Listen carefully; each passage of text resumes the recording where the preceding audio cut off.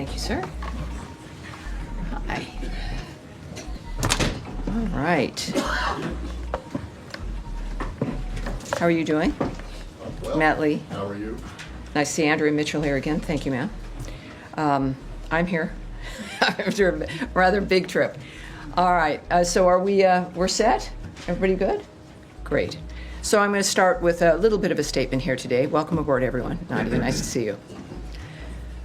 During my first briefing, I said that under President Trump, peace through strength is back. That was clear from day one under this administration. The 11 days since my first briefing have further proven it. In an important advancement for peace, America's top diplomat, Secretary Marco Rubio, and National Security Advisor Mike Waltz traveled to Jeddah, Saudi Arabia, to meet with the Ukrainian delegation. As a result, Ukraine expressed readiness to accept the U.S. proposal to enact an immediate interim 30-day ceasefire to the Russia-Ukraine conflict. The ball is now in Russia's court, and even more advances have been made after Envoy Witkoff's visit there as well. Following this historic meeting, Secretary Rubio traveled to the G7 in Canada, where our partners expressed support for a swift end and a durable end to this conflict. And as we pursued peace, our nation also showed strength. Under the President's direction, this administration invoked the Alien Enemies Act of 1798 to initiate the removal of hundreds of dangerous members of the Tren de Aragua, a vicious, violent foreign terrorist organization, which has been threatening our nation, conducting irregular warfare, and terrorizing Americans. We express our sincere gratitude to President Bukele of El Salvador for playing a pivotal role in this transfer. As Secretary Rubio said, once again, President Bukele has shown he is not only the strongest security leader in our region, he is also a great friend of the United States. In our fight against terrorists, President Trump ordered the launch of decisive and powerful U.S. military deterrence operations against the Iranian-backed Houthi terrorists in Yemen. Following the strikes, Secretary Rubio noted that the president, quote, sent a powerful and clear message. These attacks on U.S. vessels and global shipping must stop, and we will hold you accountable. We will protect our people and freedom of navigation. In furtherance of President Trump's maximum pressure policy on the Iranian regime, last week the State Department announced sanctions on Iran's oil minister and shadow fleet that facilitates Iran's illicit crude oil trade. These actions were taken to stop the flow of revenue to the Iranian regime that uses to fuel conflict in the Middle East, advances its nuclear program, and supports its terrorist proxies. In addition, the State Department will consider revoking the visas of foreigners who have supported Hamas and unleashed anti-Semitic harassment, intimidation, vandalism, and violence on America's college campuses. As Secretary Rubio said on March 6th, those who support designated terrorist organizations, including Hamas, threaten U.S. national security. And we intend to use the department's broad authority to revoke visas when information comes to light indicating a visa holder may be inadmissible or ineligible under U.S. immigration law. Here's the bottom line. Secretary Rubio's State Department remains committed to advancing the national interests of the United States. Peace through strength is back. Not that we have a lot of things to discuss, and I see it all on your faces, but it is good to be back. I've been away for, 10 days now or so, but I'm looking forward to answering your questions. We will begin again with Matt Lee. Thank you, Tammy. I had three processy kind of questions, but for the sake of my colleagues, and I know there's a lot to ask, I'll break it down to two. They'll be very brief. All right. One, on the South African ambassador who the secretary declared PNG on Friday. Sure. The South Africans seem to be a little bit miffed that they learned about this from a ex post.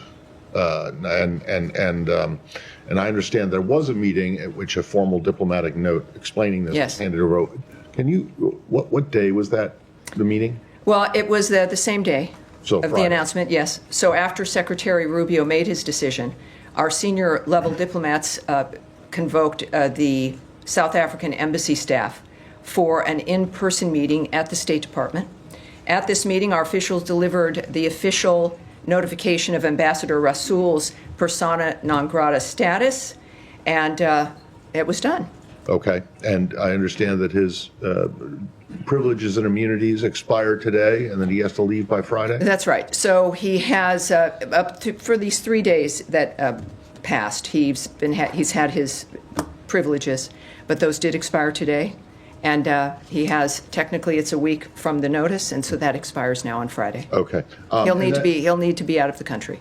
Okay. And then my second one is what you mentioned before on the AEA, the Alien Enemies Act. As you know, as this building certainly knows, there are several provisions that or several criteria that have to be met in order to invoke this. One is there being a declaration of war with the country in which this force is from, or that the invasion or incursion, or however you want to call it, is being orchestrated or influenced by a sovereign state. Does the U.S. now regard Nicolas Maduro as the legitimate head of state of Venezuela? And secondly, if you do, or even if you don't, are Maduro and the state of Venezuela now covered by the Foreign Sovereign Immunities Act? Just before I came up here, my colleague, Caroline Leavitt, had a great deal to say about this. This belongs at the White House. This is a dynamic that's happening out of the White House. This is a legal. Well, but I also, in addition to that fact of referring you back to the White House and to DHS regarding this, this is in the courts. And as you know, I'm not going to pontificate on or guess or muse about what's going on with the courts at this point. So clearly the White House has been very transparent. Caroline was very clear this afternoon about their approach. Clearly, they feel that this is something they want to litigate, and they're going to. And for the good of the American public, it's an important thing to do.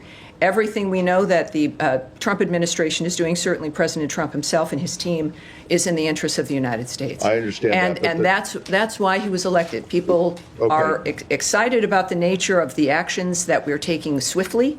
And this is one of them, and we will see it play out in court, and that's the extent of what my question is not about. So now there's a third section. I thought you said you were going to forego the third part. No, I'd just like to have an answer to the first question. Does the U.S. consider Nicolas Maduro to be the legitimate I'm not going to discuss with you again a national issue that belongs both with the White House and the Secretary himself, so I'm not going to be able to remark on that. All right. Based on the same dynamic here, I guess, for the Americas, the situation, Andrea Mitchell, please. This is related to the immigration issue. Sure. And peace through strength. Sure. Does Secretary Rubio believe that if Afghanistan is among the countries that are there on a list, a draft list to be banned, that legitimate SIVs who were approved by the State Department during the fall of Afghanistan's withdrawal should be a carve-out, and that these people who help the State Department, the CIA, the DOD, can come and have refugee status? I do have a follow-up. Well, first of all, there is no list. What people are looking at over these last several days is not a list that exists here that is being acted on. There is a review, as we know through the President's executive order, for us to look at the nature of what's going to help keep America safer in dealing with the issue of visas and who's allowed into the country. But what has been touted as something that is an item through the State Department, it just simply isn't the case. So the premise, I have to say, I certainly can't speak to because it's not accurate. When it comes to the nature of Afghanistan and those who've helped us, the arrangements we've made already in the past, getting as many people from that conflict here, certainly those who have assisted us and worked with us, that's been a policy and a dynamic that we've worked on from certainly even the previous administration, working to try to get that happening. So that's not something that is certainly I can talk about regarding something that doesn't exist, but certainly when that review is done, we'll have something that we can discuss. Okay, then let me ask you also about your view, the Secretary's view, about the legality of a foreign country holding an American citizen from Iowa who has not been charged with any crime and holding his passport and not permitting him to return home in the case of what's happening in Punta Cana and the Dominican Republic, where this young man and his family and his lawyers say that he has not been permitted to leave the Dominican Republic, that he has been a cooperating witness, he's not charged with any crime. Does the State Department have any view about the rights of that U.S. citizen? Well, I think what's appropriate here is for me to not to, this is unfortunately the nature of the State Department and what we do. When it comes to diplomatic efforts, whether they exist or not, the nature of legal frameworks for individuals, the privacy issues involved, that's not something I can get into any detail about. Well, he has spoken publicly, and his family have. Does he have consular access? Well, that's his. I think all of us have a right to speak and to be known, but we have a standard and a protocol here that we won't discuss a private situation, a private case. Certainly, when it comes to diplomacy, diplomatic relationships between one country and another, I'm not going to go into those details. All right, Sean. Thanks. Can I go back to South Africa, the ambassador? Sure. The secretary, of course, had his ex posted on Friday. Could you explain a little bit the reasons? It's quite an extraordinary step. I was looking back. I mean, if I'm not mistaken, even in the height of tensions with Russia, there was no expulsion of the ambassador and no PNG there.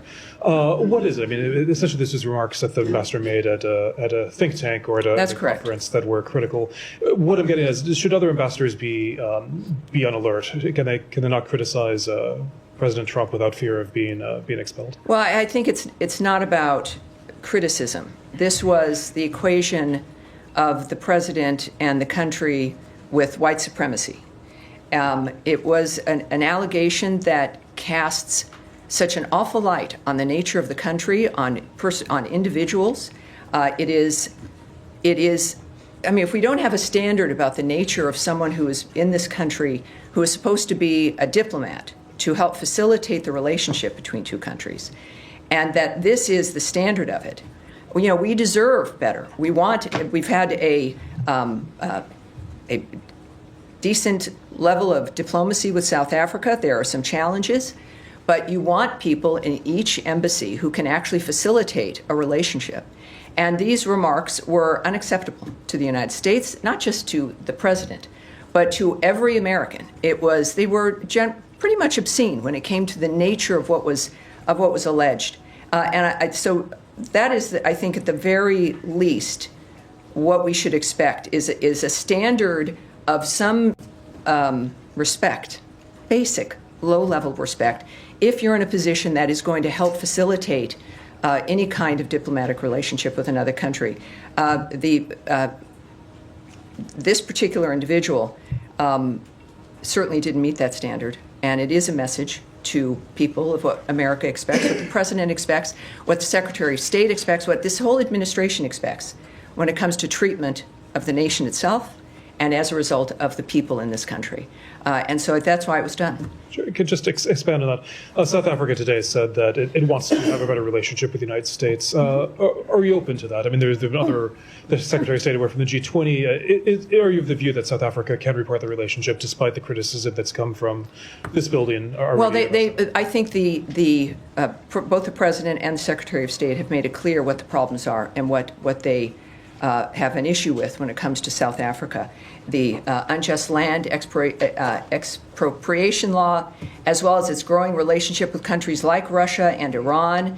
That's what prompted the serious review of our South Africa policy, which continues to be underway. They have taken also, the South African government, aggressive positions toward the United States and its allies, including accusing Israel, not Hamas, of genocide in the International Court of Justice, and reinvigorating its relationship with Iran to develop commercial, military, and nuclear arrangements. So this isn't one just of demeanor or decorum, however they add into it.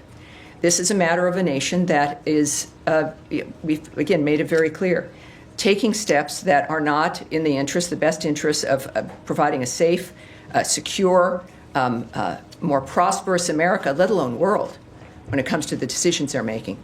So all of this is under review, but obviously part of it is, within the diplomacy of it, is to encourage a change in policy and posture. of course that would be the point. The point is to encourage a change. What I've seen with the trips we've made with the diplomatic adventures, of course, as well as the G7 summit in Canada, is the nature of the Secretary of State is to make things better for people. It is not to punish or to target people or countries. It's the nature of changing policy and creating better environments for all of us. And I've seen that in motion in every dynamic. And that's the case here with South Africa as well. Nadia, yes. Thank you so much, Tammy. Good to see you. I have a couple of questions. On Yemen first, what is the U.S. strategy regarding Yemen? Is it degrading the capabilities of the Houthis that they don't pose a threat to U.S. interests, or is it destroy them completely? Because there's conflicting statements from U.S. officials saying, like, we're not going to interfere with the civil war in Yemen. Well, what we've seen, of course, in the past when it comes to the Houthis, it was a tit-for-tat strike. If the Houthis would be sending missiles or attacking both commercial and military ships, what the previous administration did is they would do one strike as a tit-for-tat dynamic. What's happening now is a complete shift when it comes to the nature of why it's going on, which is to stop the assault on the maritime traffic in that area. And up to this point, there's about 174 attacks on American naval ships, which is an extraordinary number of attacks. And this isn't a situation that should be managed. It has to stop. So the message to the Houthis is, if this will end when you end the attack on both commercial and military ships in that region. So it's a maritime issue, and it's meant to completely change the posture of the Houthis, and of course, in a conjunction in that dynamic with Iran. That the days of pinprick responses where we allow that to occur is over. That's, I think, a pretty clear statement from the administration as a whole as well. And on the visa thing, just The visa, quickly, sure. is the area clear when it comes to revoking visas for foreign students? Are you revoking visas for students who clearly support Hamas and shows literature that's supporting Hamas, or is it also include students who support Palestine or the freedom of the Palestinians, or showing sympathy with civilians in Gaza? Is that area very clear? Well, what Secretary Rubio has been saying on a number of different interviews is that this is about, when you think about someone applying to come into the country to get a visa, if you were to say everything that he ended up doing as would be his goal upon entering the country, we would never have issued the visa. So you have a dynamic, whereas if there's going to be certain kinds of actions that you're going to undertake, that we don't accept that. Every country has a right to control its borders and to determine who's going to come into the country. So in this particular instance, there's also, I know, a freedom of speech argument. But this is not about speech. It's about actions. It's about things that were done. And of course, I don't want to go further because also this is within a court dynamic. America's got the best court system in the world. And there will be arguments on both sides, no doubt, regarding this. But it has to be argued. It has to be litigated. But the actions that we take and the decisions we make are not about content. It's about actions that are occurring, and certainly in that particular case. Yes. Can I? Go ahead. Can Hi, I? Tammy. Hi. Thank you. Just to follow up on the Houthis question, so President Trump said every shot fired by the Houthis will be looked upon as a shot fired by Iran. So we're wondering, if Houthis don't back down, is the United States prepared to attack Iran or give Israel to do so? I think you're referring to President Trump's Truth Social tweet, and I'm sure you all have it on your phones. You should, because I'm going to refer you right back to that tweet. It speaks for itself. Right. Just to follow up on a different topic Sure. in that case. So Voice of America and Radio Free Asia is one of the outlets under Voice of America. They have written extensively on the oppression of Uyghur Muslims by Chinese authorities. Actually, their reports have raised awareness about the plight of Uyghurs. And this is a topic that the Secretary feels strongly about as well. We've just seen him last week impose sanctions on Thai officials over deportation of Uyghurs to China. That's right. What does he think about the shutdown of this outlet? Does he support this decision? Well, and what you're referring to, I think, is the VOA and some other outlets Correct. involved with the current, some budgetary changes and actions that have been taken. What I can tell you, like with all the aspects that are happening in this shift, is that it's a fluid situation. And I look forward to watching it unfold as you do. I know you're all reporters, and some reporters here in the bullpen have been affected. But the fact of the matter is, this is serious business. It's the business of government using taxpayer dollars. So the same standard applies here. And of course, it's just happened. Carrie Lake, as essentially the envoy within this framework, is someone that Americans know and trust, and I look forward to seeing how this unfolds. But right now, it's new, it's a fluid situation, and we'll have more for you as it unfolds. When you say fluid, right, could yes, it go be ahead. overturned, All right. you mean? All right, go ahead. Can I just follow up on Yemen and your assessment of civilian casualties? Because you'll know there have been reports of several. What's your assessment on that? On civilian casualties? Well, under no situation does anyone want that. This is a horrible dynamic. At the same time, the Houthis are pirates who have commandeered an entire country, in addition to attempting to commandeer and threaten and harass shipping in the maritime area there. So when we think about this dynamic, America seeks to avoid that situation, but we're now in a position where it has become untenable.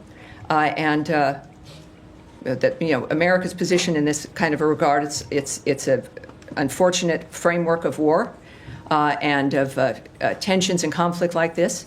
But of course, we lament, I think, this country of all countries, and what we've done and what we've accomplished. We lament the loss of life. That's the aspect. Because I think this is part of the real story.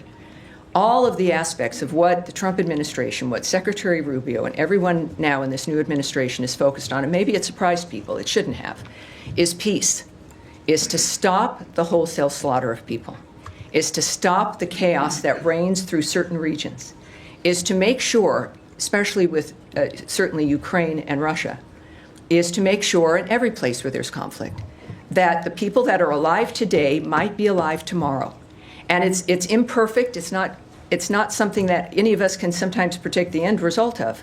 But this is an administration and a president and a Secretary of State who's made it clear that this, if there is a hallmark, the hallmark is fighting for peace and an end to this kind of chaos that has destroyed Yemenis' lives, and it destroys, obviously, too many lives around the world. Now, yes, sir, you've been waiting patiently. Yes, sir. Two quick questions on the Palestinian issue. One pertaining to Gaza. Aid has not been allowed in since the 2nd of March. The situation is very dire. I was wondering if you are really concerned about this, especially, this coincided with the beginning of Ramadan as well, where people need food and water and so on. Is starvation used as a method to pressure people? Isn't that a war crime of some sort internationally? Well, for the horrible suffering of the Gazan people, we know where that sits. It sits with Hamas.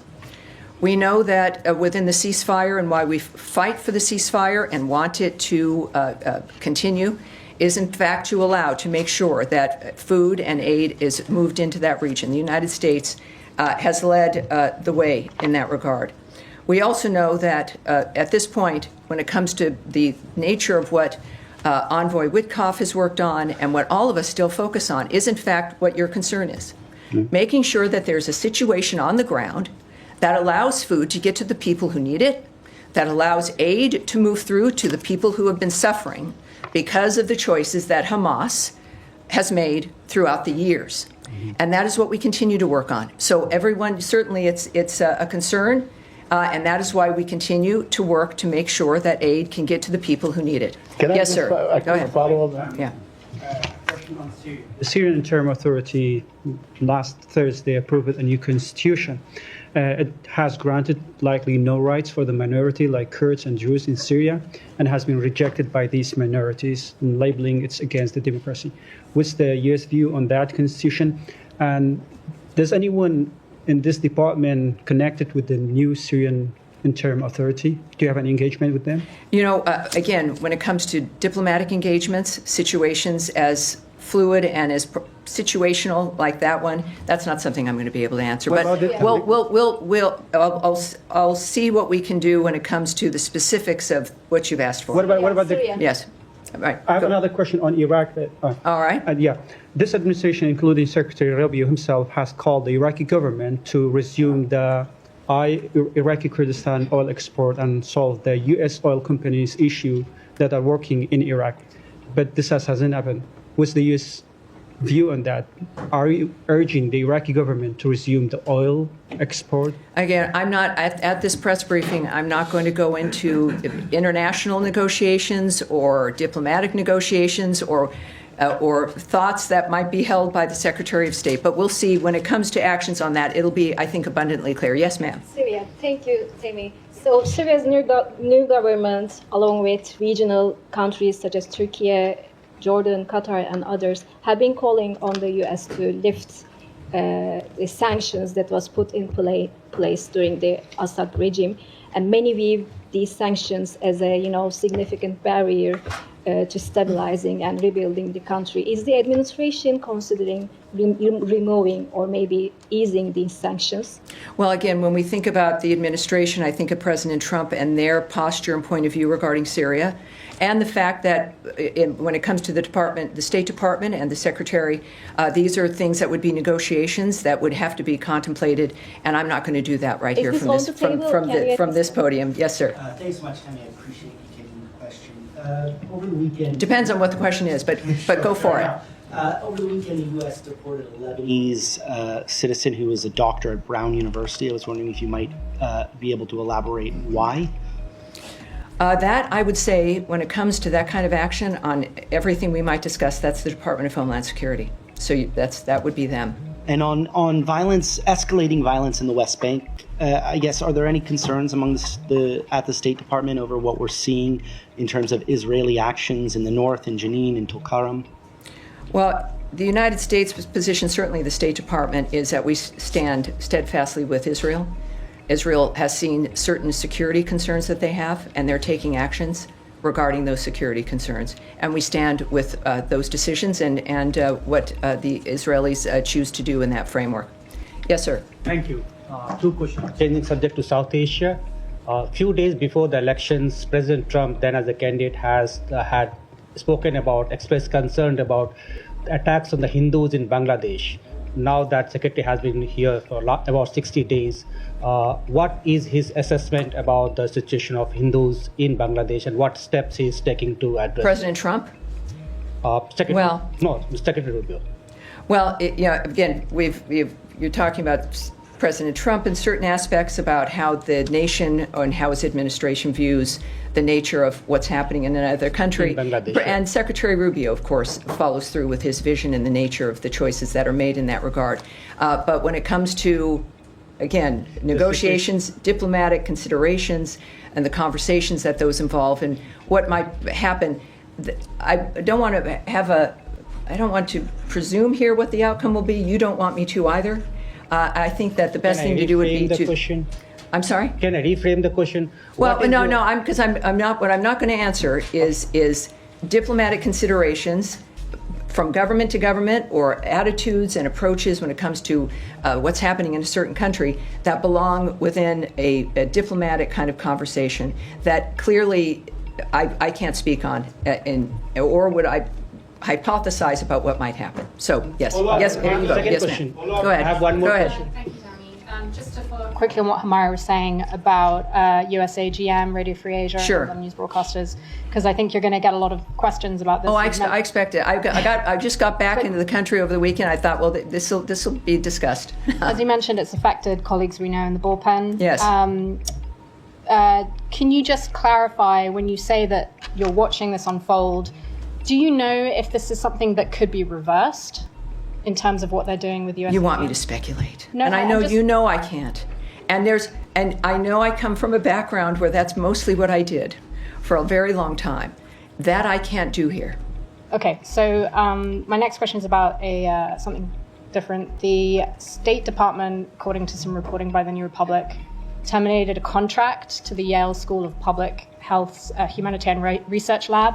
They were tracking evidence of the Ukrainian children that have been abducted by Russia since Russia's invasion of Ukraine. Some of that evidence was about to be, from their work, it was about to be transferred to European law enforcement officials. Can you comment at all on whether it is true that this grant was terminated, and whether you have any other comment on that? Well, I can't confirm that, but obviously I'll take it back and I'll get back to you so we can get some details in that regard. Yes, sir. I also have a question on Russia, but before that, let me follow up on Radio Free Europe quickly from different angle. This administration last month secured one of the reporters jailed in Belarus, was working for Radio Free Europe, and I want to give you credit for that. Now, given how strongly you feel about the cases, can you assure us that you will continue securing the release of Radio Free Europe reporters, one of them in Azerbaijan and other countries, even if you end up defunding them? Well, that's not something I can answer here, again, when it comes to the nature of the choices that will be made. But what I can tell you is that this is a country that has led the way from the very start of radio, of making sure that voices are heard everywhere. That this is something this country can be proud of. And it sits within the framework of what matters to us. At the same time, this nation has to look, and I don't think it's anything to be ashamed of, look to the nature of how America is going to be able to remain strong and safe and secure and more prosperous so that we can continue to move through with foreign aid, with facilitating voices that normally other parts of the world would not hear. It is a part of democracy. And of course, you want every nation to have that kind of commitment as well when it comes to who's able to be heard. So that's a commitment that stands. It is the heart of this nation.